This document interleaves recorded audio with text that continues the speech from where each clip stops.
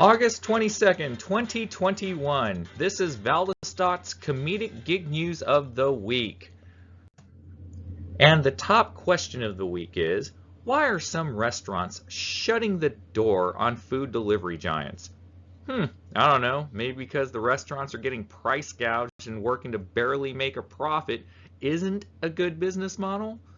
Kind of sounds like a group of independent contractors that we talk about all the time. Strange yet familiar.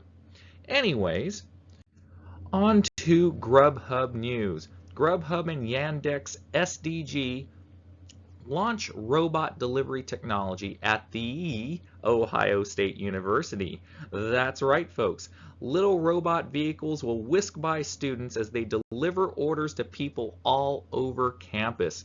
Let's see how long that lasts on rush week at the frat houses.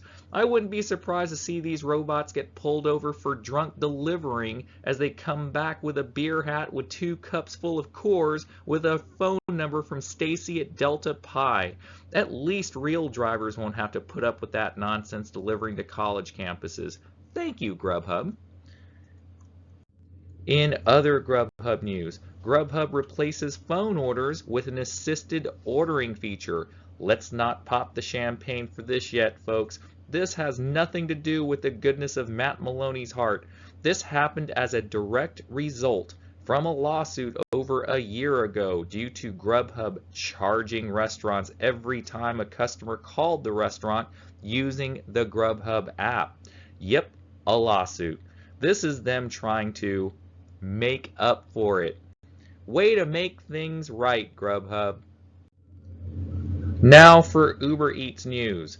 Man accused of making fraudulent charges at 7-Eleven stores and Uber Eats. You got that right, folks. 7-Eleven and Uber Eats. This happened in James City County, Virginia. First off, why these two businesses? This guy had a perfectly good thing going, and you used it on these two businesses. This guy could have gotten a computer, a TV, a cell phone, or even taken a trip to the Bunny Ranch in Nevada. But instead, he got a Slurpee and cheese fries from Wendy's? Way to set the bar low, Mr. Magoo. Oh, we haven't forgotten about you, DoorDash. Don't you worry. We got a triple dose of news on you, Tony Shu.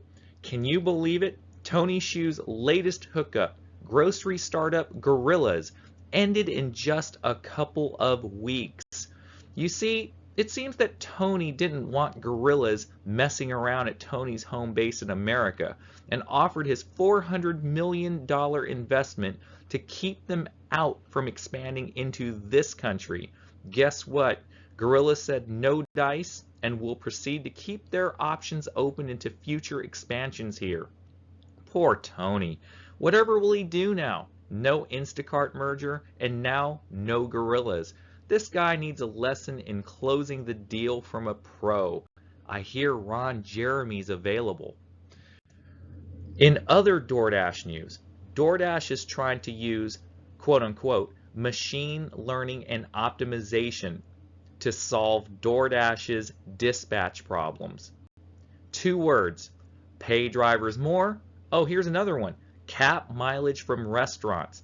Okay, fine, that's 7 words, but it was from 2 sentences. Remember the WTF story from last week regarding the driver that left that TikTok video about wanting a tip and complaining about not getting one, and for the customer to use Venmo to pay him? He's back in the news and better than ever. It turns out the video and the story was a hoax. You got that right, a hoax.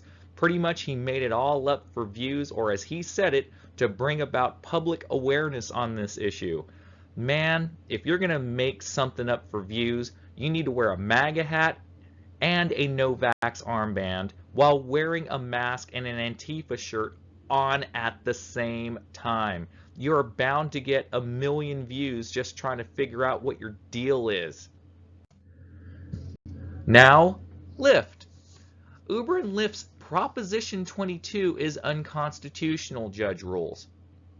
Moving on. Instacart. Instacart is now having to compete with not just DoorDash and Uber, but get this, They have to now worry about taxi drivers. You can't make this up, people. Taxi drivers are being hired to deliver groceries. So if you see a yellow checkered cab come rolling to your home, don't think it's your spouse leaving you for another man or woman. They're just getting groceries to shut you up after 20 years of your constant nagging about who ate the ice cream or where the peanut butter is. And finally, the WTF moment of the week. Yeah, sad news yet again. A DoorDash driver in Linda Vista, California, near San Diego, got shot in the face while on an active delivery at a restaurant this past Thursday night. The 20-year-old driver just picked up an order from a Jack in the Box when he was shot. He was shot at least once in the cheek and crashed into a traffic signal pole near a Chevron gas station. The victim's injuries are considered non-life-threatening, thank goodness, at this time. DoorDash said it cooperates with local law enforcement whenever it receives a request for information from them. It also stated that DoorDash has reached out to the victim's loved ones. Quote, "The safety of our community is paramount, and this senseless act of violence is deeply saddening. We have been in touch with the Dasher's family to offer our support, and we wish him a quick and full recovery," end quote. The company also added that it will roll out a new safety feature that will include an emergency help button that will allow drivers to connect with emergency services, as if 911 wasn't fast enough. How about adding this, DoorDash? Paying for any and all medical expenses that occur during an active delivery, especially when it involves a shooting or any violence causing bodily harm against drivers. I think this last picture I'm about to show you speaks volumes when drivers have to start taking their own safety into their own hands.